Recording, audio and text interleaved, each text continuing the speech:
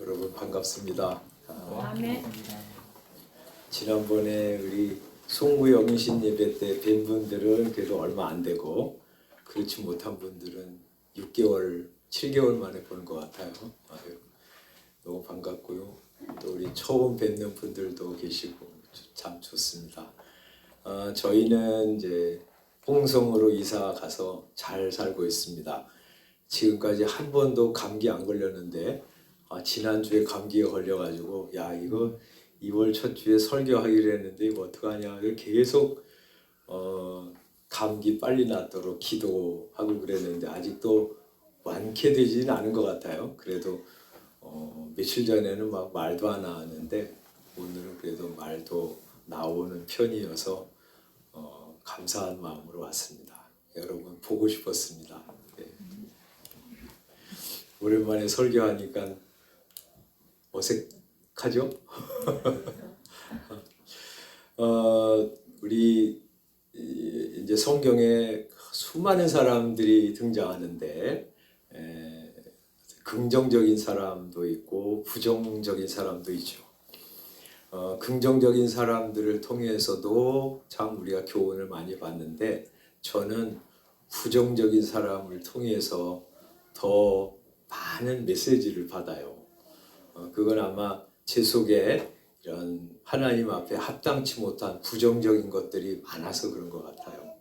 그래서 오늘은 이 성경의 부정적인 인물의 대표 인물이라고 할 수 있는 사울에 대해서 말씀을 좀 함께 나누려고 합니다.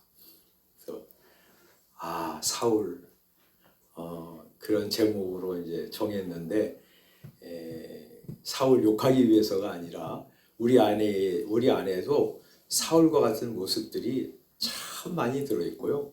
예수 믿은 후에도 그래요. 그래서 내 안에도 하나님이 붙들어 주시지 않으면 이런 사울과 같은 부정적인 것들이 그냥 끊임없이 흘러나오는 존재구나 하는 것 깨닫고 은혜를 구하는 시간이 되었으면 좋겠습니다. 약을 먹어서 입이 계속 마르는데 양해하시고 들으시기 바랍니다. 사울은 본래 사랑스러운 사람이었어요. 키는 보통 사람들보다 어깨비는 더 크고요. 얼굴은 잘생기고 그래서 성경에 보면 참 이스라엘에서 이같이 준수한 사람이 없을 정도였다 이렇게 말하죠. 또 그는 처음 왕으로 소개를 받을 때 너무 겸손해가지고 내가 왕이 될 자격이 있나 이런 생각 때문에 사무엘이 왕을 소개하려고 사울을 불렀는데 없는 거예요. 어디 갔나 봤더니 짐 보따리 사이에 숨어 있어요. 그 정도로 겸손한 마음으로 이스라엘에게 나타났습니다. 또 이제 사무엘이 사울을 이스라엘의 왕으로 소개하고 막 사람들이 만세를 부르고 막 그럴 때 어떤 불량배들은 저자가 무슨 우리의 왕이 될 수 있나 이렇게 하면서 궁시렁대는데 그때에도 사울은 아무 말도 하지 않았습니다. 아마 진중한 태도를 보인 것이죠. 잘생겼지요. 키도 크지요. 겸손하지요. 신중하기도 하죠. 이런 사랑스러운 면이 있는 사람이었어요.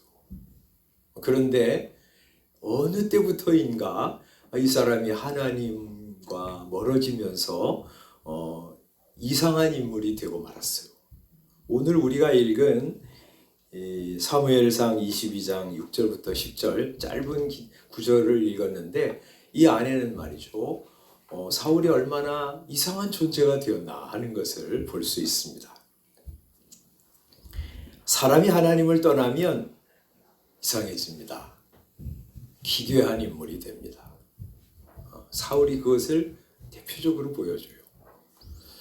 첫 번째 보면 사람은 하나님을 떠나면 교만해집니다. 이 사람이 말하는 거, 행동하는 것이요 마음속에 있는 것을 드러내잖아요. 그래서 우리가 읽은 이 몇 절 안 되는 구절들을 보면 사울이 어떤 인물이 되었는가 하는 것들을 그의 행동과 말을 통해서 볼 수 있는데 첫 번째는 그가 교만한 사람이 되었어요. 여기 6절에 보면 그때의 사울이 기브와 높은 곳에 앉아 있었다 이렇게 말하고요. 그리고 신하들은 그의 곁에 서 있습니다. 높은 곳에 앉아 있어요. 그리고 신하들은 다 서 있습니다. 처음에 사울이 나타날 때 진 보따리에 숨어서 내가 이스라엘의 왕이 될 자격이 나 있나? 이렇게 겸손했던 태도와는 굉장히 달라졌어요. 두 번째는요, 그는 무력을 의지하고 있습니다.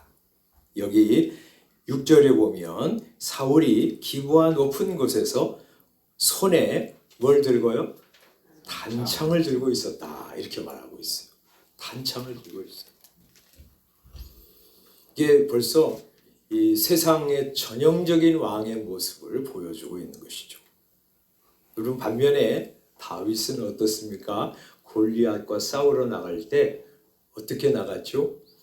이 골리앗을 향해서 이렇게 말합니다. 너는 칼과 창과 단창으로 내게 나아오거니와 나는 만군의 여호와의 이름 곧 네가 모욕하는 하나님의 이름으로 나아가노라 하면서 하나님의 이름을 의지하고 나아갑니다. 그것과 비교하면 이 사울은 단창을 다 들고 있어요.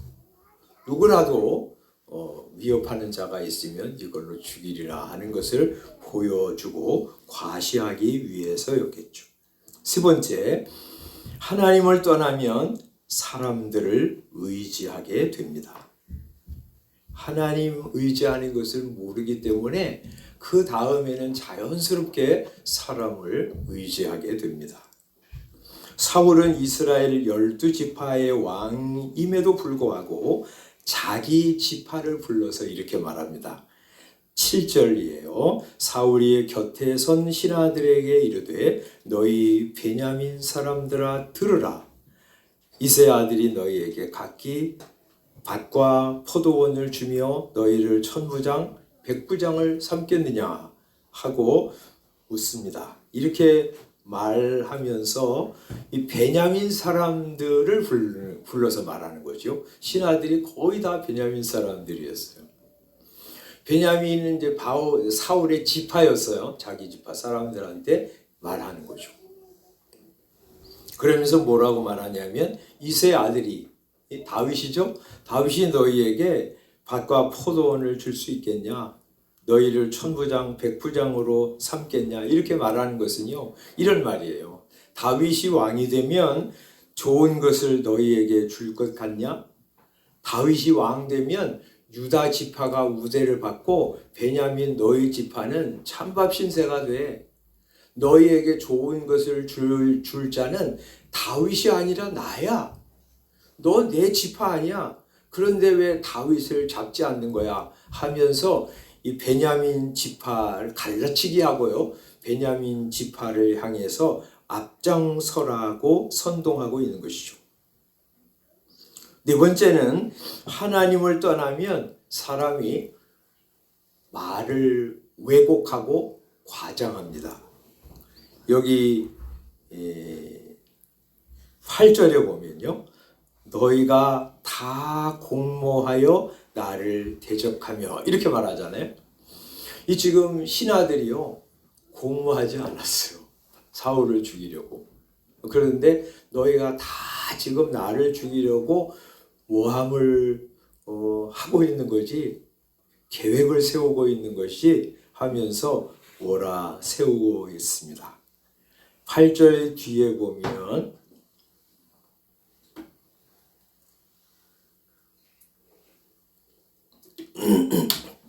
내 아들이 내 신하를 선동하여 여기 신하는 다윗을 말하는 거죠. 내 아들이 내 신하를 선동해서 오늘이라도 매복하였다가 나를 치려 한다 이렇게 말하고 있어요. 여러분 다윗은 사울 왕을 죽이려고 할 마음이 없었어요. 정말 죽일 수 있는 기회가 왔어도 안 죽였잖아요. 요나단도요. 아버지를 사랑하는 사람이었고 충성스러운 신하였습니다. 요나단도 다윗도 사울 왕을 해할 마음이 전혀 없었어요.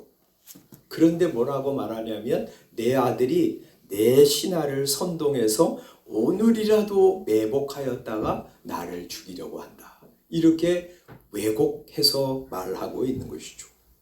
사람이 하나님을 떠나면 사람들의 정당한 말을 왜곡합니다. 사실을 사실 아니라고 그러고요. 또 사실이 아닌 것을 사실이라고 우깁니다. 진리를 진리가 아니라고 우기고 비진리를 진리처럼 철석같이 믿고 말합니다.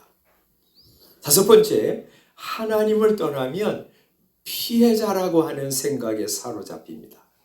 사울은 자신이 다윗과 요나단과 신하들에게 죽임을 당할 처지에 있는 것처럼 피해자 코스프레를 합니다. 여기 아까 우리 8절에 이렇게 말하잖아요. 너희가 다 공모하여 나를 대접한다. 그러니까 다윗도 내 아들도 이 신하들도 베냐민 사람들도 전부 다 공모해가지고 나를 지금 죽이려고 한다. 이렇게 말하고 있어. 그런데 나를 도와줄 사람은 아무도 없다. 이렇게 말하고 있어. 그다음 뭐라 그러냐면 내 아들이 이새의 아들과 맹약하였으되 내게 고발하는 자가 하나도 없다. 이렇게 말하고요.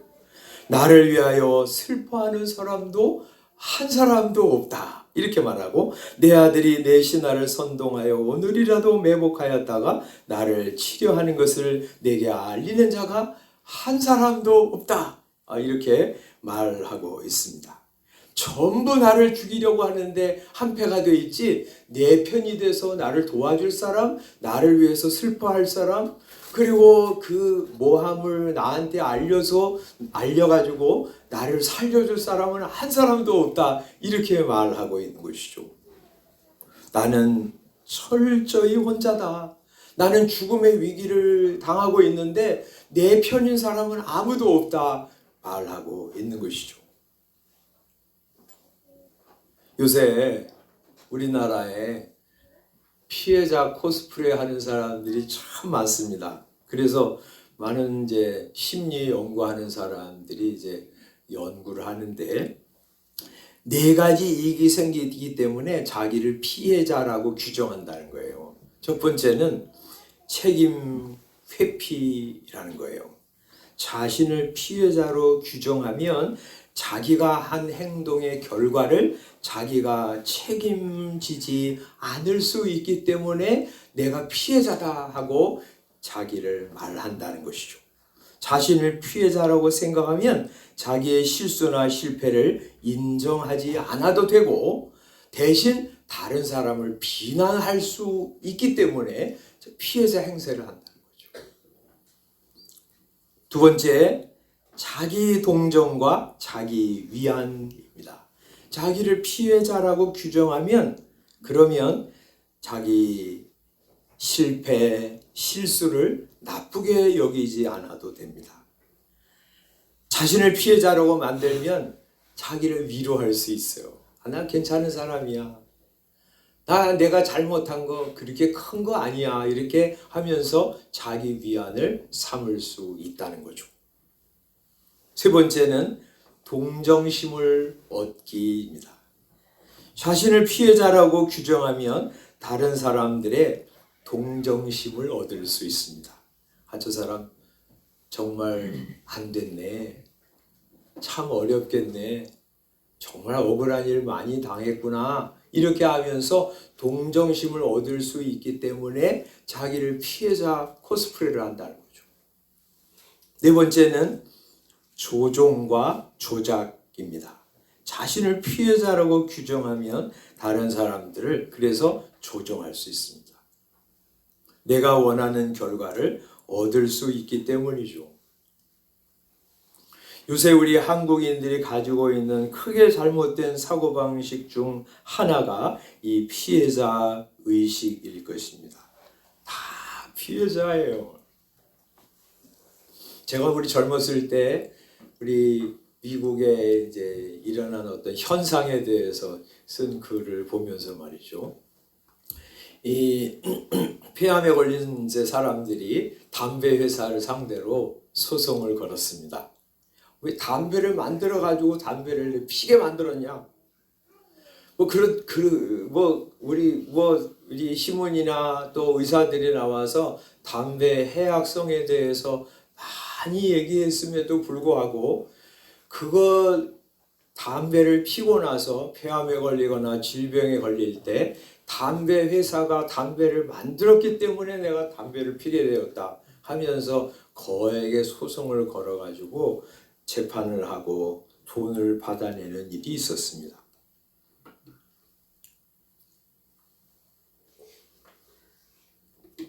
그런 현상을 보고 학자들은 미국은 어리광쟁이들의 나라가 되었다 그렇게 말했어요. 지금 우리나라가 그랬습니다.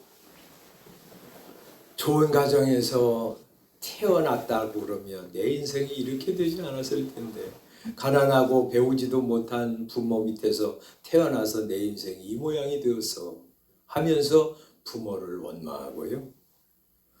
내가 저 사람 만나서 내 인생이 이 모양 이 꼴이 되었어 하고 배우자를 탓합니다. 우리는 지금 헬조선에 살고 있어 하고 나라를 원망하기도 합니다.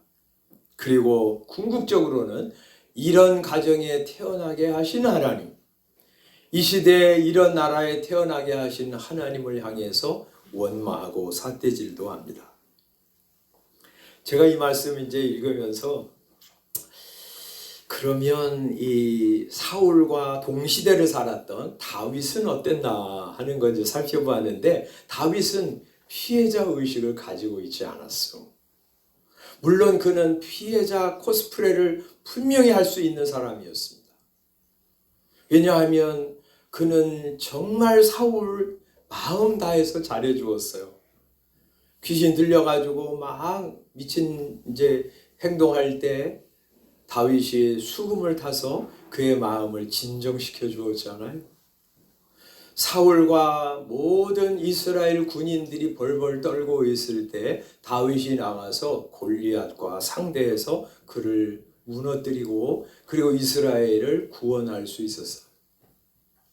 그 이후에도 여러 번 블레셋 군대가 이스라엘을 침공했지만 다윗은 나가서 군인들과 함께 나가서 전쟁에서 승리를 거두고요. 여러분, 그것은 사울 왕에게도 얼마나 참 좋은 일이었습니까? 그럼에도 불구하고 사울 왕은 이유 없이 다윗을 죽이려고 했습니다. 끊임없이 죽이려고 쫓아다녔고요. 수천 명을 동원해서 죽이려고 했습니다. 다윗은 그야말로 피해자였습니다. 그런데 다윗은 피해자였음에도 불구하고 피해자 의식을 가지지 않았어. 나는 억울해. 난 피해자야. 그렇게 생각했다면 사울이 굴에 들어왔을 때 분명히 찔러 죽였을 거예요. 그러나 그는 그렇게 하지 않았습니다. 왜 그랬을까? 두 가지예요. 하나는 다윗은 말이죠, 모든 것이 하나님의 은혜라고 하는 사실을 알고 있었어요. 자기가 태어난 것도, 이스라엘에서 태어난 것도, 그리고 이세 가문에서 태어나서 자란 것도, 그리고 나중에 왕이 된 것도 다 하나님의 은혜라고 고백하고 있었어. 그래서 시편 25편 6절에는 여호와여 주의 긍휼하심과 인자하심이 영원부터 있었사오니 이렇게 말씀합니다. 하나님의 긍휼하심과 인자하심이 영원부터 있었습니다. 그리고 내 평생에 죽는 날까지 있을 것입니다. 그래서 시편 23편 마지막에 뭐라고 그래요? 내 평생에 선하심과 인자하심이 반드시 나를 따르리니 이렇게 말씀하고 있습니다. 내가 가진 것, 내가 소유하고 있는 것, 내가 경험하는 것 다 하나님이 주신 선물이라고 생각했고, 그것은 그 안에는 말이죠, 내게 다가오는 환난조차도, 나를 힘들게 하는 사울조차도 하나님이 주신 선물이라고 생각했어요. 그래서 제가 몇 년 전에 그런 제목으로 설교한 거 여러분 기억하시는지 모르겠어요.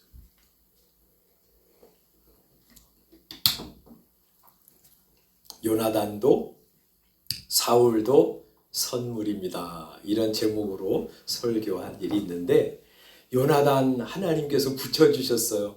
정말 위기 상황에서도 자기 편이 되어주고 자기가 왕 될 것을 알고 그와 언약을 맺고 또 그에게 용기를 불어넣어준 정말 친밀한 친구요 하나님이 주신 선물이었습니다. 그런데 요나단만 선물이 아니라 사울도 선물이었어요. 사울 때문에 도망 다니고 타국으로 망명도 가고 궁급한 일들을 많이 당했지만 말도 안 되는 상황도 만났지만 그것을 하나님이 자기를 빚어가시는 도구라고 받아들였고요. 그리고 자기 속에 있는 사울을 빼내시려고 하는 하나님의 단련의 방법이라고 생각했습니다. 하나님을 의지하는 시간으로 보았습니다. 그래서 그는 피해자 의식을 가질 만한데 그렇게 하지 않았어. 제가 이제 내포에서 어떤 교회에 이제 주일날 이제 서울에 오지 않으면 예배당에 나가는데 그 목사님이 한 분 소개를 하더라고요. 일본 경영의 신이라고 불리는 마쓰시타 고노스케라고 하는 분 얘기를 하더라고요. 제가 그래서 이제 인터넷 한번 찾아보니까 그분이 일본의 경영에 정말 귀재라고 불렸고요. 파나소닉이라고 하는 기업을 일구어서 큰 기업으로 성장하게 한 사람이었는데 그는 하나님을 참 믿고 사랑하는 사람이었다고 그래요. 근데 그분이 자기가 이렇게 성공하게 된 이유를 3가지 은혜를 받았기 때문이라고 말하더라.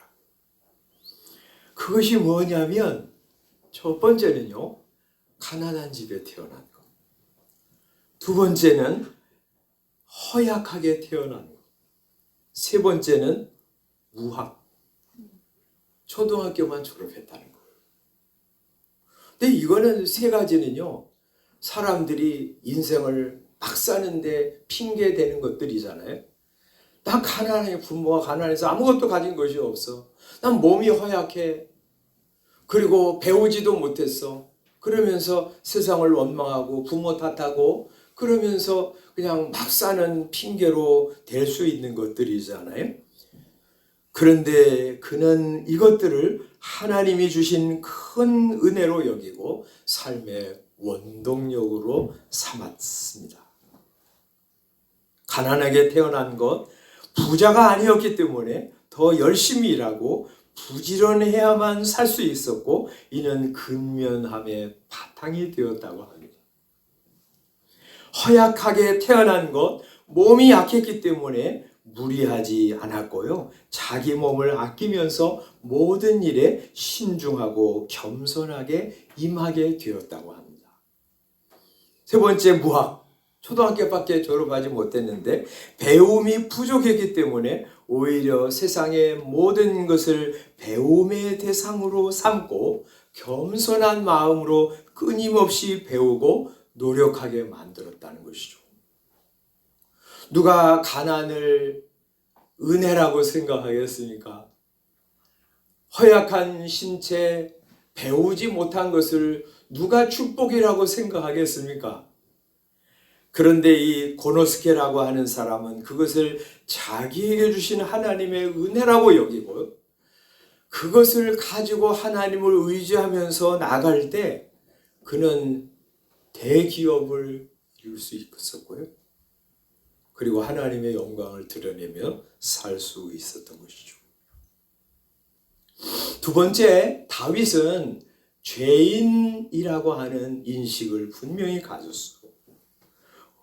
자기가 얼마나 죄인인지 인정하면서 살았습니다. 밧세바를 범했습니다. 그리고 그의 남편인 우리아를 죽였습니다.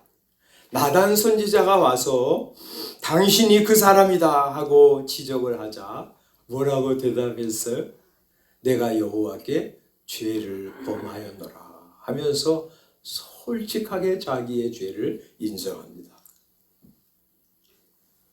요압을 불러서 우리아는 전쟁통에 죽은 것이지 그렇지 않나 요압?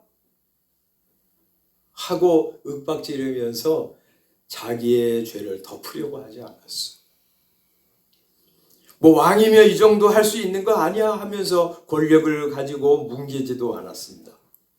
내 죄가 주 앞에 있나이다 하면서 울며 고백했습니다. 그러나 사울은 자기가 죄인이라는 사실을 받아들이지 않았죠. 하나님이 다 진멸하라고 명하신 아말렉을 진멸하지 않고 좋은 것은 남겨두고 쓸모없는 것들만 죽였습니다. 하나님은 그걸 보시고 사울은 하나님 나라를 다스릴 자격이 없어 하고 폐위하셨죠. 사울은 그 말씀을 듣고서도 그것이 얼마나 큰 죄인지 받아들이지 않았습니다. 그리고 대신 백성들이 원해서 남겨두었습니다. 당신의 하나님께 제사를 드리려고 남겨둔 것입니다 하고 변명으로 일관합니다. 그리고는 하나님께서 왕위를 폐하신다고 했어도 나는 끝까지 왕위를 유지할 거야. 하나님이 그렇게 하셔도 신하들만 모르면 돼. 백성들만 모르면 돼 하면서 왕권을 끝까지 유지하려고 했습니다. 그러면서 저 다윗 저것만 죽이면 내 왕권은 계속 유지할 수 있어 하고 생각한 거죠. 여러분 한번 생각해 보세요. 그의 마음속에 여러 가지 생각이 왜 안 들었겠습니까? 다윗 죽이려고 하는데 죽일 수가 없어요. 점점 마음은 강팍해지고 외적은 쳐들어오고 그럴 때 말이죠. 내가 지금 잘못 가는 거 아닌가? 하나님을 향해서 내가 삿대질을 하고 있는 것은 아닌가? 내가 피해자 코스프레를 하면서 다른 사람들 비난하고 다른 사람을 다 적으로 돌리면서 지금 그릇된 길을 가고 있는 것은 아닌가 하고 고민하면서 하나님 앞에 나와야 하는데 그는 그러지 않았어요. 끝까지 그 길을 걸어왔습니다. 그러다가 망하고 말았습니다. 여러분, 세상에는 피해자인 동시에 가해자인 경우가 대다수입니다. 그런데 세상에는 전부 피해자만 있는 것 같아요. 자기만 억울하고 자기만 피해자라고 생각하고 불행하게 삽니다. 그러나 말이죠. 내가 창세전부터 하나님의 사랑의 대상이었구나 하는 것을 정말 깨달으면, 그리고 하나님 앞에 나는 철저히 죄인이요 죄인의 괴수와 같이 악한 자인데 하나님께서 이런 나를 구원하시려고 아들을 보내어 주셨구나 하는 것을 정말 마음에 깨달으면 피해자와 가해자의 구도에서 벗어나요. 여러분 그렇지 않습니까? 피해자 가해자 구도는요, 이 사람과 사이의 이 관계에서만 이제 발생하는 거예요. 그런데 우리가 말이죠, 하나님의 신묘막측하게 지음받은 존재라고 하는 것을 알고 창세전부터 그리스도 예수 안에서 하늘의 신령한 복을 주시려고 그리스도 안에서 나를 선택하셨다고 하는 사실을 깨달으면, 그리고 내가 정말 이 죄 가지고는 하나님 앞에 도저히 설 수 없는 사람인데 이런 죄악을 하나님의 아들이 가지고 가셔서 십자가에서 다 못 박아 죽이시고 이런 나를 죄 없다 용서하시고 하나님의 아들이라고 은총을 베풀어 주신 것을 정말 마음에 믿으면 말이죠, 가해자와 피해자의 구도에서 벗어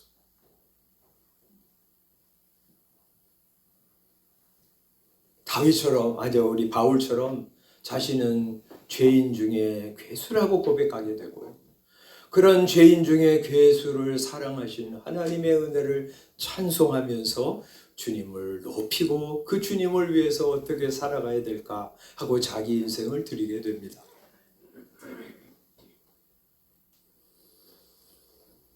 마지막 6번째는 하나님을 떠나면 하나님이 세우신 사람, 하나님이 세우신 제도를 허무는 일에 거리낌이 없습니다.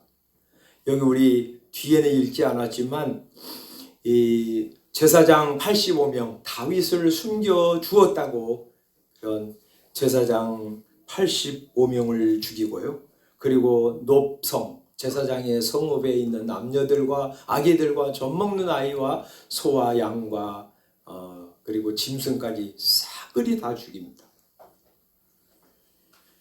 그래서 이 사울을 보면서 사울 인생 그렇게 살지 말아야 하는데 왜 그렇게 살았는고 하는 탄식이 나오게 되죠. 주를 멀리하는 것이 얼마나 끔찍한 일인지 오늘 이 아침에 우리 다 기억했으면 좋겠습니다. 73편 시편에 말씀하기를 무릇 주를 멀리하는 자는 망하리니 음녀같이 주를 떠난 자를 주께서 다 멸하셨나이다. 말씀합니다. 하나님을 떠나면 하나님을 떠나는 것으로 그치지 않고 그의 인격이 허물어져요. 여러분, 유유상종이라고 하지 않습니까? 마귀와 짝짝꿍이 돼서 마귀의 지배를 받고 그를 추종하면서 살리다 보면 마귀와 같은 이상하고 기괴한 인생이 되고 맙니다. 우리나라 왜 이렇게 이상한 일들이 많이 일어나요?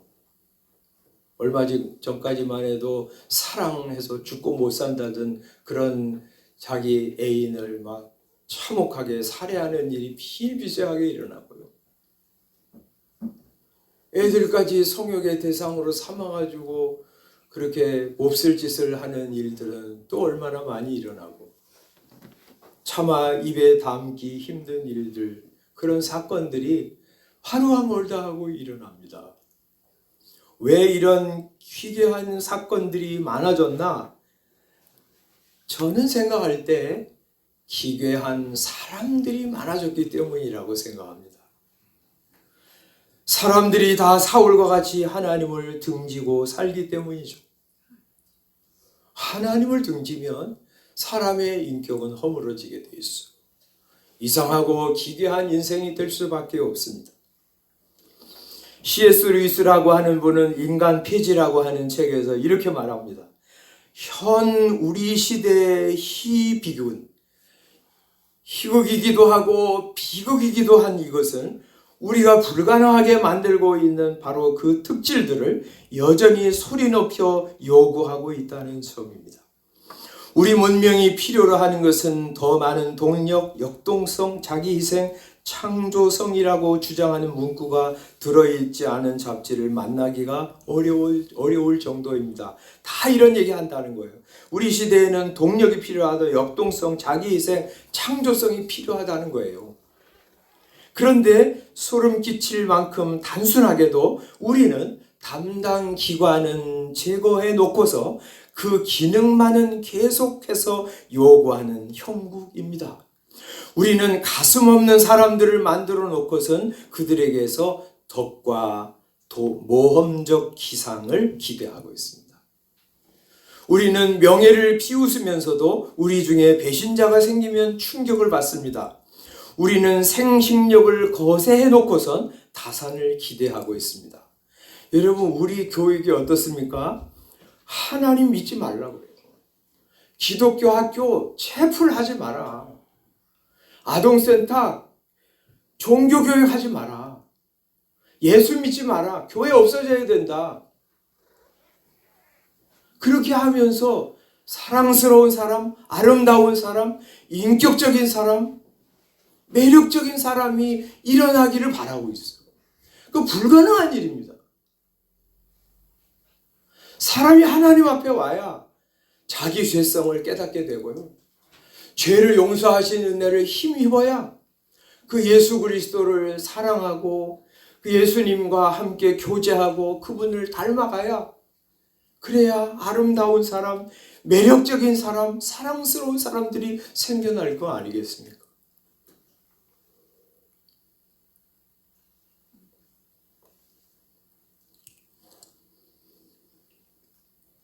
기괴한 일들이 도처에 일어나는 것을 보면서, 기괴한 사람들이 많아지는 것을 보면서 하나님 우리를 불쌍히 여겨주십시오. 더 많은 사람들이 아름다운 사람들, 아름다우신 예수님께 오게 하시고 그리하여 파괴된 인간성이 회복되게 해주십시오.